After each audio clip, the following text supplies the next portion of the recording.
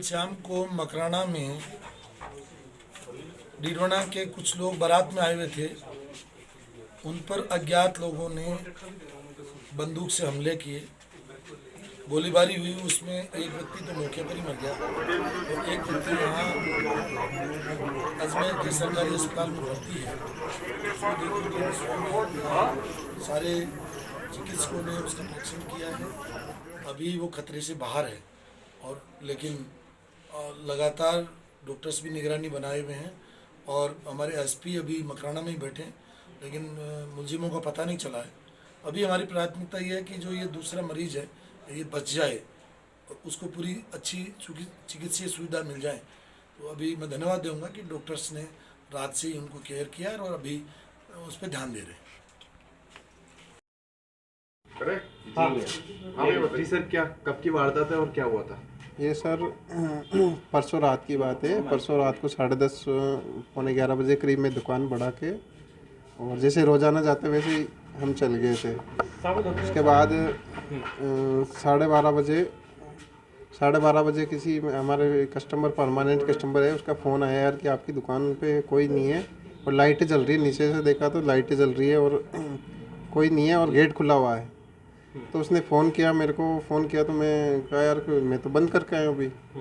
तो उसने नहीं भैया के उसने बोला यार नहीं भैया दुकान का ताला टूटा हुआ है और बाहर खुली पड़ी है दुकान, लाइटें भी जल रही है। फिर मैंने जैसे ही रात को फिर मैं घर से आया तो देखा तो ताला टूटा हुआ था और फिर आते सीसीटीवी देखे मैंने। सीसीटीवी पहुँच के उसमें देखा तो उसने मतलब काफ़ी केस वेस भी ले गया। केस पड़ा था दो तीन दिन का केस। कितना केस था? केस 90,000 और 5,000 अलग से एक्स्ट्रा रखे थे और गले में 3-4 हज़ार और एक्स्ट्रा रखे हुए थे। भाई खुले 100 के नोट और 10-10 के 50-50 के जो चिल्लर रखते हैं वो भी पड़ी थी। वो भी लैपटॉप उसके साथ में लैपटॉप भी था और लैपटॉप भी ले गया उसने।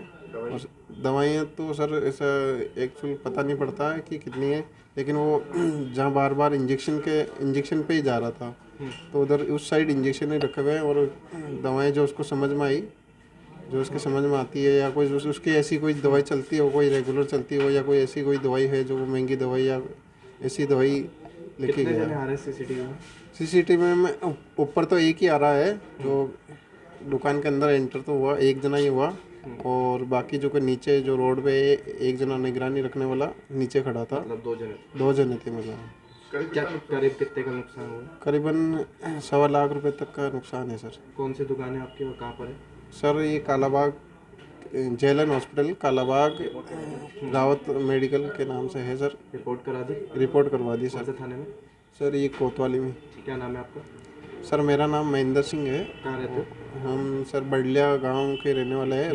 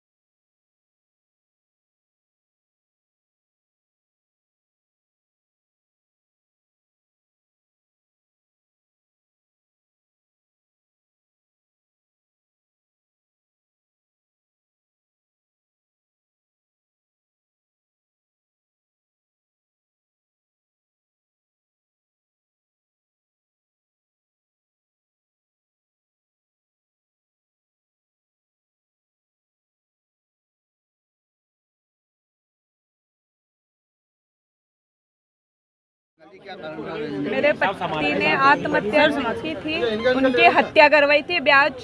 वो ब्याज से बहुत ज़्यादा परेशान हो चुके थे। बच्चों से वो बहुत प्यार करते थे, बहुत ज़्यादा प्यार करते थे बच्चों से। फिर उन्होंने ऐसा कदम क्यों उठाया? उन्होंने, कुछ लोगों ने उनको परेशान किया होगा, इसीलिए उन्होंने ऐसा कदम उठाया होगा। उनको सज़ा मिलनी चाहिए, सज़ा मिलनी चाहिए उनको। कौन लोग धमकी दे रहे थे, कुछ कर रहे थे? राकेश शर्मा, जितेंद्र शर्मा, और मैं नाम जानती नहीं हूँ। वो बहुत परेशान रहते थे, 1-2 दिन से बहुत परेशान रह रहे थे। वो सो भी नहीं पा रहे थे, लेकिन उन्होंने कुछ बताया नहीं। उन्होंने कुछ बताया नहीं मुझे कि ये लोग पहले। वो परेशान थे जब थाने पे गए थे? जब नहीं, उन्होंने कुछ बताया कि ये लोग वो कुछ नहीं बताना चाहते थे। वो लोगों से हमेशा हंस के बात करते थे कि मेरे बच्चे, मेरी पत्नी, मेरे पापा मम्मी दुखी ना हो, मेरी बहन दुखी ना हो। मेरे ससुराल में, मेरे पियर में वही काम करने वाला एक सदस्य था, सबसे प्रमुख। उनको मारा गया है, मारा गया, हत्या नहीं है ये। अच्छा, उन्होंने जो हत्या नहीं की है। सुसाइड नोट लिखा, उन्होंने कोई सुसाइड नोट लिखा था क्या? हाँ, क्या लिखा था उसमें? मुझे नहीं पता उसके बारे में। आप लोगों ने मुकदमा दर्ज कराया क्या? हाँ, बोलो, मेरे को समाज पे पूरा विश्वास है। मुझे समाज पे पूरा विश्वास है, मुझे मेरे भाइयों पे, मेरे परिवार पे विश्वास है। एसपी साहब से मिले, क्या बोला? वो बोले कि हाँ करूँगा, नहीं करेंगे तो आंदोलन होगा और उनको सजा मिलके रहेगी। 15 दिन का समय दिया है।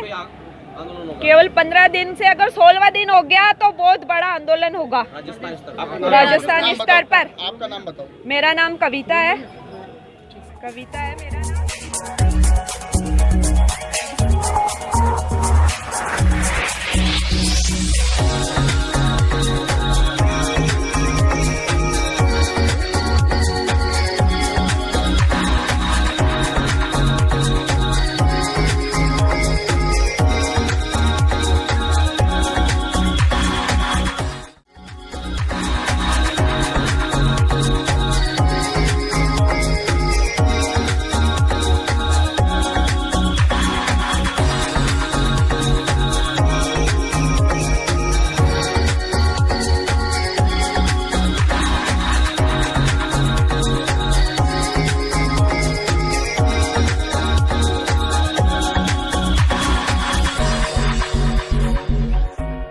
क्या कार्यक्रम का आयोजन आपकी ओर से किया जा रहा है? क्या आज टाटा पावर अजमेर TPADL ने हमारा जो एथिक्स वीक चल रहा था 27 फरवरी से 3 मार्च तक का, उसका समापन समारोह हो रहे हैं। इसके अलावा आज 4 मार्च से जो सेफ्टी वीक सेलिब्रेशन स्टार्ट होता है, उसका इनाग्रेशन हमने आज यहाँ पर किया है। आज इस इनाग्रेशन के लिए ADM सिटी श्री अरविंद सिंघवा जी आए थे और इसमें इस कार्यक्रम के माध्यम से हम लोगों में ये जागरूकता पैदा करना चाहते हैं। जो हमारे एम्प्लॉयज़ हैं, जो हमारे कस्टमर्स हैं, उनमें हम एथिक्स के, नैतिकता के बारे में तथा सेफ्टी मतलब सुरक्षा के बारे में जागरूकता पैदा करना चाहते हैं।